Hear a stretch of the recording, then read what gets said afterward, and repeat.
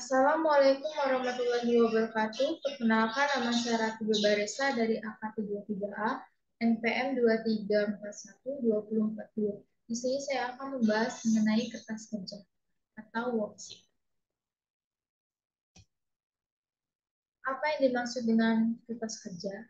Pada dasarnya, neraca lajur atau disebut juga kertas kerja merupakan sebuah lembaran kertas dengan lajur-lajur atau kolom-kolom yang direncanakan secara khusus untuk menghimpun semua data-data akuntansi yang dibutuhkan pada saat perusahaan akan menyusun laporan keuangan dengan cara sistematis. Neraca lajur ini berfungsi sebagai alat bantu yang bertujuan mempermudah penyusunan laporan keuangan manual. Namun, neraca ini bukan merupakan bagian dari catatan akuntansi formal.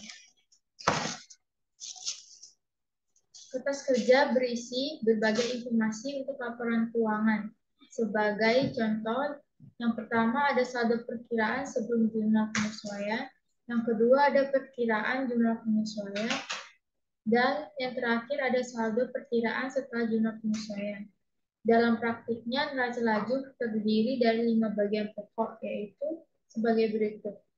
Yang pertama, neraca saldo. Lalu ada penyesuaian, neraca saldo setelah penyesuaian, laporan penghitungan laba rugi, dan neraca. Tujuan kertas kerja.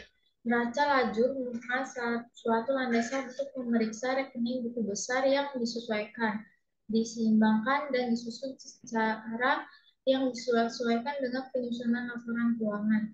Namun, neraca ini bukanlah laporan keuangan, sehingga tidak dapat menggantikan kedudukan catatan akuntansi atau laporan keuangan.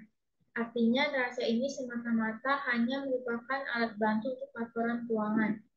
Adapun tujuan dari disusunnya neraca lajur antara lain, yang pertama untuk memudahkan penyusunan laporan keuangan.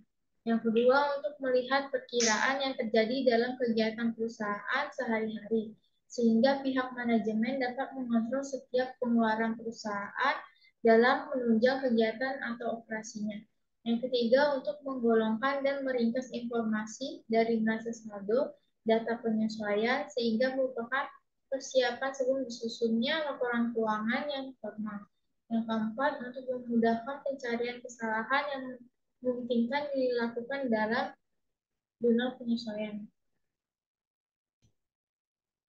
Cara menyusun kertas kerja. Sebenarnya penyusunan neraca lajur dimulai dari neraca saldo sebelum diadakan penyesuaian. Setelah itu dilanjutkan dengan memasukkan data-data penyesuaian sehingga dapat ditentukanlah data-data yang akan dicantumkan dalam laporan keuangan.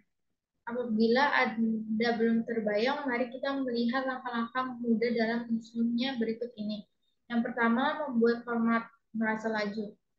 Pertama-tama, buatlah judul ditulis di tengah atas yang terdiri dari nama perusahaan, neraca lajur, dan periode penyusunan. Yang kedua, mengisi akun-akun beserta jumlah saldo perkiraan pada kolom neraca saldo. Umumnya mudah terjadi kesalahan pada tahap ini, jadi masukkan secara hati-hati dan lakukan pengecekan ulang.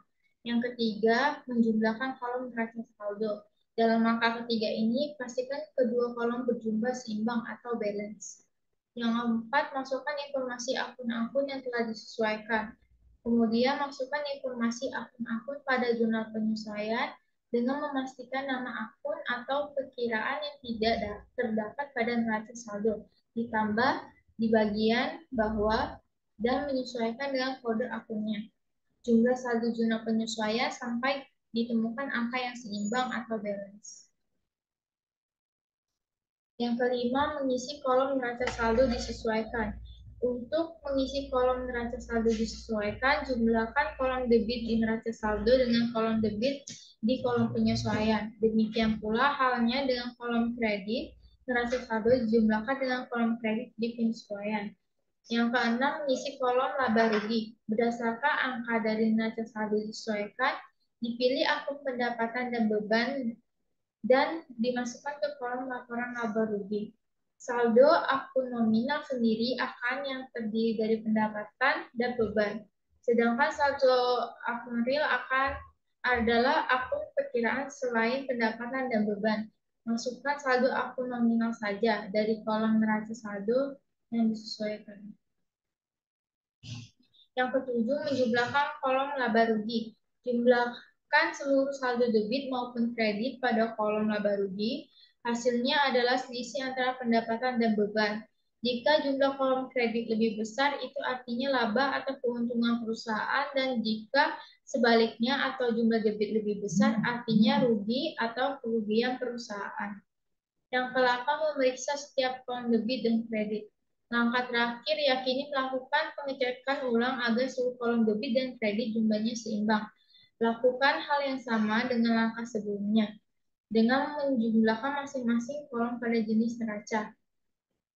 Dengan memasukkan akun dan jumlah saldo masing-masing akun, kecuali pencatatan beban dan akumulasi penyusutan. Sekian yang dapat saya jelaskan. Terima kasih. Wassalamualaikum warahmatullahi wabarakatuh.